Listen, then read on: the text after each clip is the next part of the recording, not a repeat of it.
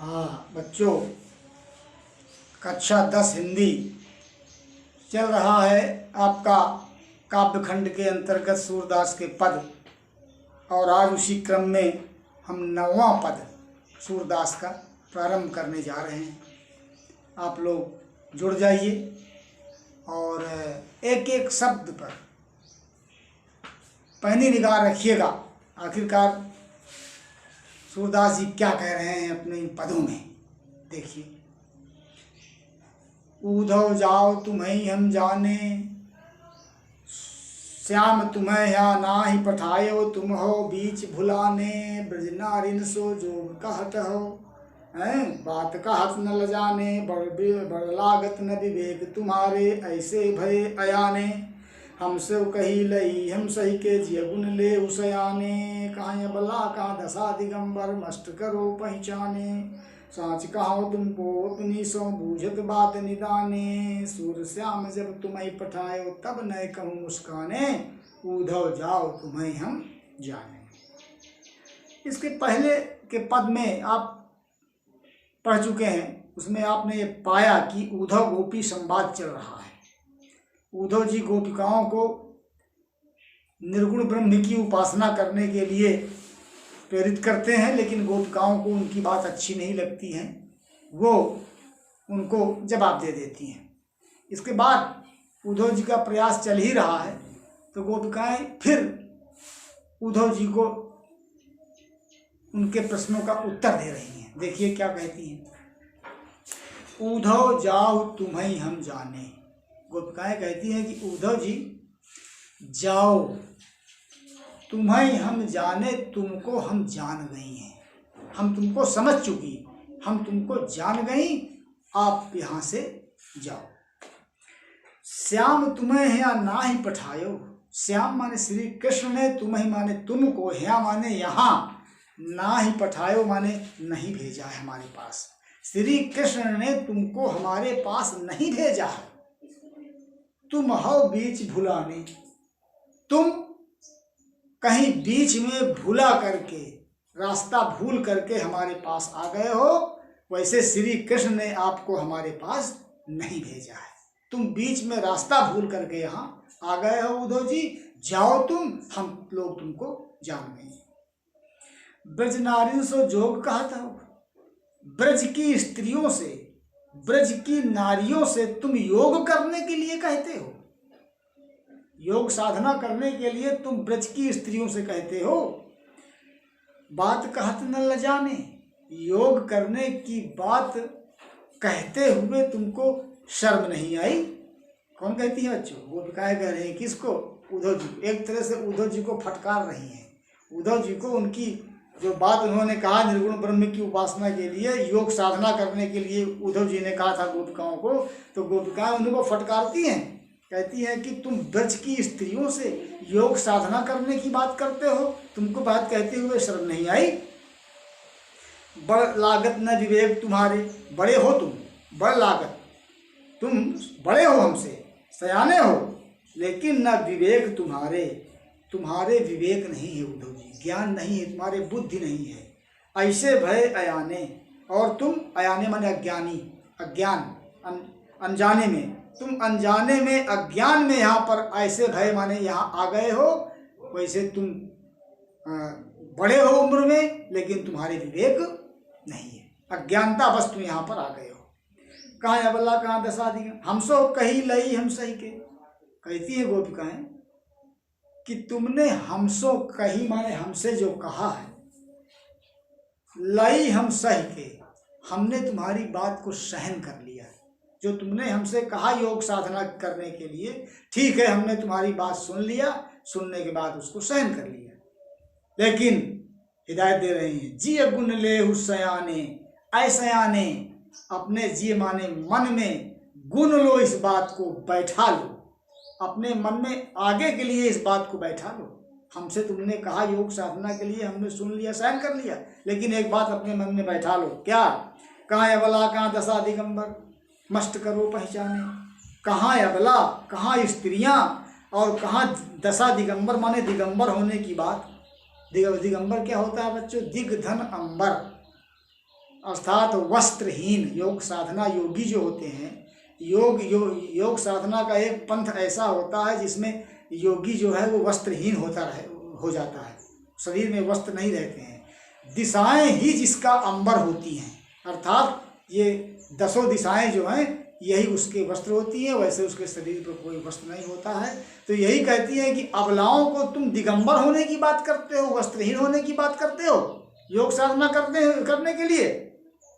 मस्त करो पहचाने, मस्त माने मौन धारण करो, शांत हो जाओ, बिल्कुल मौन धारण कर लो, हैं, मस्त करो पहचाने, और इस बात की पहचान करो, इस बात को समझो, इस बात को समझो, पहचान करो, चुपचाप मौन धारण कर लो, अब इस तरह की बात न करना। साच कहो तुमको अपनी सो बूझत बात निदाने, साच कहो, सही सही बताओ, सही सही कहो, तुमको अपनी सौ, तुमको अपनी कसम देकर, सौ माने कसम, हम तुमको अपनी कसम दे करके पूछ रही हैं कि सही सही बताओ उद्धव जी। क्या? बूझत बात निदाने, बात निदाने माने अंतिम बात, बूझत माने बताओ, अंतिम बात तुमसे हम पूछ रही हैं, बात निदाने माने अंतिम बात तुमसे हम पूछती हैं, सही सही बताओ, हम अपनी कसम दे करके तुमसे पूछ रही हैं। सूर श्याम जब तुम्हें पठाए तब न एको मुस्काने। गोपिकाएं अंत में एक प्रश्न पूछ लेती हैं उद्धव जी से कि जब सूरदास जी कहते हैं कि जब श्री कृष्ण ने श्याम ने तुमको यहाँ भेजा है तब नैकह माने थोड़ा भी मुस्कुराए थे कि नहीं संदेशा भेजने के बाद। उद्धव जी सही सही ये बताओ कि जब श्री कृष्ण ने तुमको यहाँ भेजा था तो क्या वो थोड़ा भी मुस्कुराए थे? इस बात को कसम दे करके पूछ रही हैं उद्धव जी, सही सही बात बताओ। अच्छो आगे हो। निर्गुण कौन देश का वासी, मधुकर कई समझाए सौ हृदय बूझत साच नहासी। वो है जनक कौन है जननी, कौन नारी को दासी, कैसो वरन भेष है कैसो कई रस में अभिलाषी। पावोगे पुगिए आपनो जोर करोगे गासी, सुनत मौन हो रहे हो बावरे सूर सबय मति नासी। निर्गुण कौन देश का वासी। फिर उद्धव जी वही बात की रट लगाए हुए हैं, गोपिकाओं से निर्गुण ब्रह्म की उपासना की बात करते हैं कि निर्गुण की उपासना करो, साकार को छोड़ो, श्री कृष्ण के छोड़ो, हमारे साथ आओ, निर्गुण की उपासना तुम भी करो। तो गोपिकाएं प्रश्न पूछ लेती हैं उद्धव जी से, बड़ा कठिन प्रश्न है। देखिए उत्तर नहीं दे पाते हैं, लाजवाब हो जाते हैं उद्धव जी। गोपिकाएं कहती हैं निर्गुण कौन देश का वासी। उद्धव जी तुम्हारा वो निर्गुण भगवान जिसकी तुम पूजा करने की बात कहते हो वो कौन देश का वासी है, वो किस देश का रहने वाला है, बताओ तो, कहाँ रहता है तुम्हारा भगवान। आप जानते हैं ना कि निर्गुण ईश्वर का कोई देश गांव तो होता नहीं है, न कोई उसका कोई परिचय होता है, न कोई एक स्थान होता है। तो वही पूछती है कि निर्गुण कौन देश का वासी, निर्गुण भगवान किस देश का रहने वाला है। मधुकर, मधुकर माने उद्धव जी को मधुकर कहा जाता है, मधुकर भी उनका नाम है। मधुकर कहीं समझाए सौ है, मधुकर उद्धव जी कहीं समझाए, समझा करके कहो माने बताओ हमको, सौ हृदय कसम दिला करके हम तुमसे पूछ रही हैं। बूझत साच न हासी, सही सही बूझो, न हंसी मजाक न करो, न हंसी न करो, बात बिल्कुल सही बताओ, तुम्हारी कसम दे करके हम पूछ रही हैं। उद्धव जी, मधुकर उद्धव जी बताओ कि तुम्हारा निर्गुण भगवान किस देश का रहने वाला है।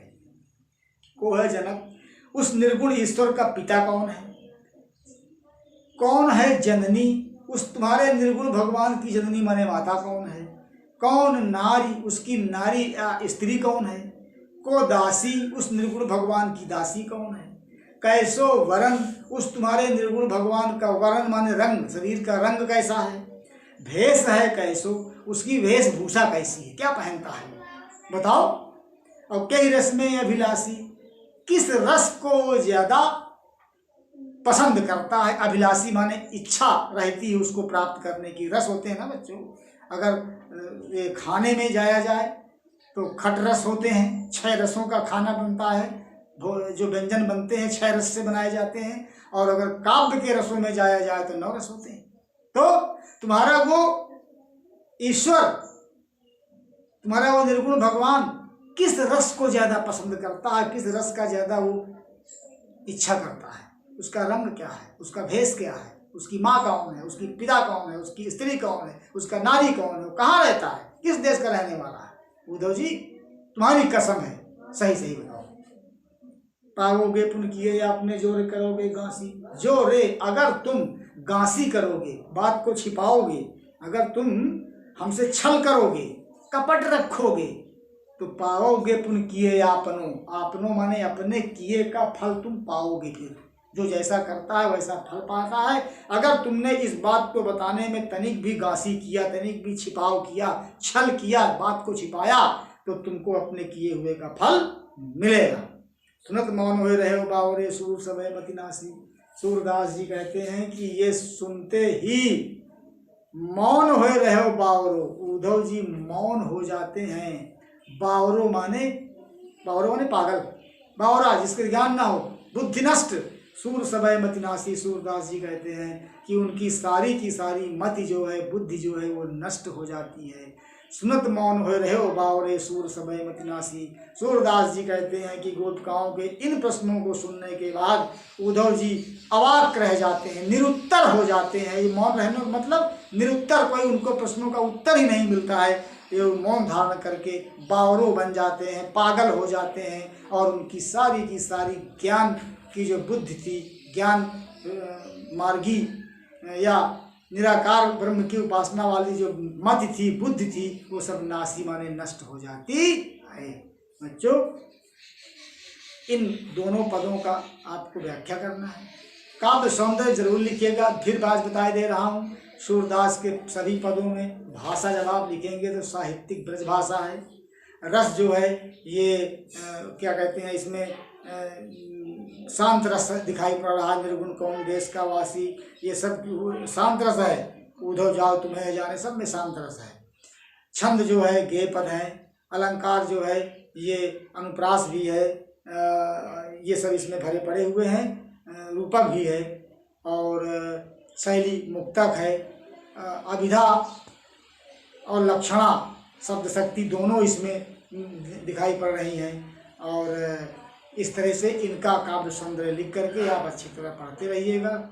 काम कर लीजिए, अपनी कापियों में लिख करके इनका अध्ययन करते रहिए। अब कल हम लोग सूरदास का समापन कर देंगे।